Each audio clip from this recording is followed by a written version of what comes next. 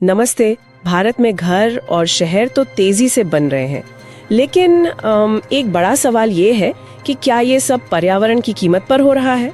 हाँ, ये सवाल बहुत अहम है और शायद इसी का जवाब ढूंढने की कोशिश हुई अभी दिल्ली में हुए रियल एस्टेट कॉन्क्लेव 2025 में। अच्छा, ये वही कॉन्क्लेव है ना जिसे रियल एस्टेट डेवलपमेंट काउंसिल मतलब REDC, निर्माण सामग्री संघ मतलब नेरेटको और नीति आयोग ने मिलकर किया था? जी हाँ, वही। और इस बार उनका जो मुख्य फोकस था वो था रियल एस्टेट के लिए नवाचारपूर्ण निर्माण सामग्री। ये टॉपिक चुना क्यों गया? मतलब अभी इसकी इतनी बात क्यों हो रही है? देखिए, एक तो भारत में शहरीकरण बहुत तेजी से बढ़ रहा है, फिर सरकार का भी जोर है housing for all, smart cities, green buildings पर। तो हमें ऐसे मटेरियल चाहिए जो टिकाऊ हों, पर्यावरण के लिए अच्छे हों और हाँ, किफायती भी हों। सही बात है। तो इस कॉन्क्लेव से क्या निकला? मतलब क्या कुछ नई उम्मीदें जगी? कौन सी नई सामग्री की बात हुई? बिल्कुल, कई दिलचस्प चीजें सामने आई। सबसे पहले तो AAC ब्लॉक्स की काफी चर्चा हुई, autoclaved aerated concrete blocks. AAC blocks, ये क्या होते हैं? मतलब आम ईंटों से अलग कैसे हैं? ये हैं तो कंक्रीट ही, लेकिन इसमें लाखों छोटे छोटे हवा के बुलबुले होते हैं। इससे होता यह है कि ये पारंपरिक ईंटों से काफी हल्के हो जाते हैं। हल्के? अच्छा, तो इसका क्या फायदा? फायदा ये है कि एक तो इनका थर्मल इंसुलेशन बहुत अच्छा होता है, मतलब गर्मी को बेहतर रोकते हैं। और हल्के होने से इमारत के स्ट्रक्चर पर, नींव पर बोझ कम पड़ता है, बनाने में ऊर्जा भी कम लगती है। और शायद लगाने में भी आसान होते होंगे, जल्दी काम होता होगा। हाँ बिल्कुल, बड़े साइज के होते हैं तो दीवारें जल्दी खड़ी होती हैं, तो समय और मजदूरी दोनों बचते हैं। पर्यावरण के लिहाज से भी ये बेहतर माने जाते हैं। ये तो अच्छा विकल्प लग रहा है। और मैंने सुना कचरे से भी कुछ बनाने की बात चल रही है, रिसाइकल्ड मटेरियल। जी हाँ, रिसाइकल्ड कंक्रीट एग्रीगेट्स, मतलब जो इमारतों का मलबा निकलता है उसे प्रोसेस करके दोबारा कंक्रीट में इस्तेमाल करना। और प्लास्टिक कचरे से बनी ईंटें भी। प्लास्टिक की ईंटें? वाह। हाँ, ये सर्कुलर इकोनॉमी के लिए बहुत जरूरी कदम है। सोचिए, कचरा भी कम होगा और नई सामग्री भी मिलेगी। खासकर जो कम लागत वाले घर बन रहे हैं उनके लिए काफी उपयोगी हो सकता है। सही है। और एक और नाम सुन रही थी मैं, हेम्पक्रीट। ये क्या चीज है? कहीं ये भांग से तो नहीं बनता? हाँ बिल्कुल, बॉम्बे हेम्प कंपनी है, BOHCO, उन्होंने इसे पेश किया। ये भांग के पौधे के रेशे और चूने का मिक्सचर होता है। भांग से घर? क्या ये मजबूत होता है? चलेगा ये? देखिए, ये बहुत हल्का होता है और इसकी खास बात है कि इससे बनी दीवारें सांस लेती हैं, मतलब ब्रीदेबल होती है। और थर्मल इंसुलेशन तो कमाल का है। और सबसे बड़ी बात, ये कार्बन नेगेटिव है। कार्बन नेगेटिव मतलब ये अपने बनने और इस्तेमाल होने के दौरान वातावरण से कार्बन डाइऑक्साइड सोखता है, उसे छोड़ता नहीं। मजबूती के लिए इसे सीधे स्ट्रक्चरल एलिमेंट की तरह नहीं, बल्कि फ्रेम स्ट्रक्चर के साथ फिलिंग मटेरियल की तरह इस्तेमाल करते हैं। अरे वाह, ये तो बहुत ही दिलचस्प है।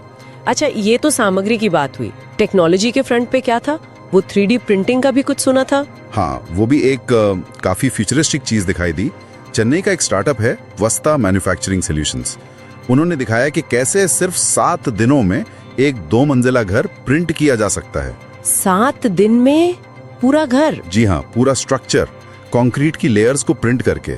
सोचिए, जहाँ बहुत तेजी से घर बनाने हो, या मान लीजिए कहीं आपदा आ जाए, या जहाँ मजदूरों की कमी हो, वहाँ ये तकनीक कितनी काम आ सकती है। हाँ, ये तो क्रांति ला सकता है। हालांकि अभी शायद महंगा होगा ये। हाँ, अभी शुरुआती दौर में है तो लागत एक फैक्टर है, पर जैसे जैसे टेक्नोलॉजी बढ़ेगी ये सस्ता भी होगा। संभावनाएं बहुत हैं इसमें। और वो ग्रीन रूफिंग और सोलर ब्रिक्स की भी बात थी। क्या हमारी छतें और दीवारें भी बिजली बना सकती हैं? बिल्कुल। ग्रीन रूफ्स तो खैर इंसुलेशन और पानी बचाने में मदद करती हैं, उन पर पौधे वगैरह लगाकर। और सोलर ब्रिक्स का कॉन्सेप्ट है कि ईंटों में ही छोटे सोलर सेल्स इंटीग्रेट कर दिए जाएं, तो आपकी दीवार ही बिजली बनाने लगे।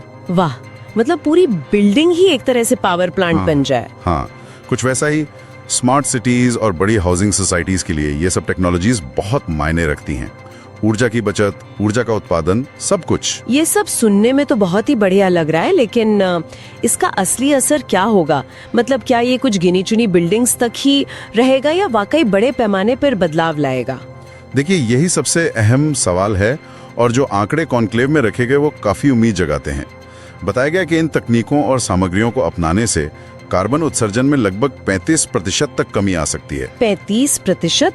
ये तो बहुत बड़ा आंकड़ा है। हाँ, और पानी की खपत में करीब 30% तक, और निर्माण में लगने वाले समय में 40% तक की कमी। सोचिए। और बिल्डिंग बनने के बाद, मतलब रहने के दौरान? हाँ, बिल्डिंग के ऑपरेशन में जैसे एयर कंडीशनिंग वगैरह में ऊर्जा की बचत भी 20 से 25% तक हो सकती है।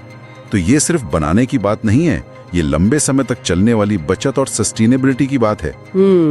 ये वाकई सिर्फ तकनीकी सुधार नहीं, ये एक बड़ा बदलाव है। अच्छा, तो इंडस्ट्री का क्या रुख है? जो बड़े बिल्डर्स हैं, DLF, गोदरेज प्रॉपर्टीज जैसे, वो क्या सोचते हैं इस बारे में? वो भी कॉन्क्लेव में थे और उनका भी यही मानना था कि अब जमाना बदल रहा है। ग्राहक अब सिर्फ साइज या लोकेशन नहीं देखता, वो एक सस्टेनेबल, एक हेल्दी लाइफस्टाइल चाहता है। तो उनके लिए भी अब ये ग्रीन मटेरियल अपनाना एक तरह से जरूरत बन गया है, सिर्फ ऑप्शन नहीं रहा। मतलब मार्केट खुद ही इसकी मांग कर रहा है? हाँ, काफी हद तक। और फिर सरकार की तरफ से भी पुश है। अच्छा, सरकार क्या कर रही है इससे बढ़ावा देने के लिए? नीति आयोग और शहरी विकास मंत्रालय का क्या रोल है? उन्होंने कुछ ठोस सुझाव दिए हैं। जैसे एक सुझाव है कि हर हाउसिंग प्रोजेक्ट में कम से कम 25% ग्रीन मटेरियल का इस्तेमाल अनिवार्य कर दिया जाए। 25% अनिवार्य? तब तो सबको करना ही पड़ेगा। हाँ, अगर ये लागू होता है तो बड़ा कदम होगा। इसके अलावा जो स्टार्टअप्स ऐसी नई सामग्री बना रहे हैं, उन्हें प्रोटोटाइप बनाने के लिए 50 लाख रुपए तक की सब्सिडी देने का भी प्रस्ताव है। ये तो अच्छा है, इनोवेशन को बढ़ावा मिलेगा। हाँ। और कुछ? एक और महत्वपूर्ण सुझाव है सभी बिल्डर्स के लिए एक ग्रीन रेटिंग सिस्टम को अनिवार्य बनाना, ताकि पता चले कौन कितना सस्टेनेबल काम कर रहा है। पारदर्शिता बढ़ेगी इससे। हाँ, ये रेटिंग वाला आइडिया अच्छा है। और नीति आयोग के जो CEO थे, डॉक्टर अमिताभ कांत, उन्होंने भी साफ कहा कि भारत का जो लक्ष्य है 2070 तक नेट जीरो उत्सर्जन का, उसे पाने के लिए रियल एस्टेट सेक्टर को बदलना ही होगा। ये जिम्मेदारी लेनी होगी। तो कुल मिलाकर संदेश साफ है कि अब वो पारंपरिक ईंट गारे वाले तरीके से आगे बढ़ना ही होगा। इन नए टिकाऊ विकल्पों को अपनाना ही भविष्य है। बिल्कुल, और ये सिर्फ पर्यावरण के लिए नहीं, जैसा हमने देखा, ये लागत और समय भी बचा सकता है। बस जरूरत है कि सरकार, इंडस्ट्री और हमारे रिसर्च इंस्टीट्यूट मिलकर काम करें, सही नीतियां बने, प्रोत्साहन मिले। अगर ऐसा होता है तो भारत शायद ग्रीन कंस्ट्रक्शन में दुनिया में लीडर भी बन सकता है। क्यों नहीं, क्षमता तो है। ये वाकई निर्माण के क्षेत्र में एक नई क्रांति की शुरुआत हो सकती है। चलिए, आज की ये चर्चा बहुत दिलचस्प रही, इसे यहीं समाप्त करते हैं। लेकिन एक सवाल श्रोताओं के लिए छोड़ जाते हैं। ये जो नई नई शानदार सामग्रियां आ रही हैं, तकनीकें आ रही हैं, इन्हें दिल्ली, मुंबई, बैंगलोर जैसे बड़े शहरों से निकालकर भारत के छोटे शहरों और गांवों तक पहुंचाने में सबसे बड़ी चुनौती क्या होगी?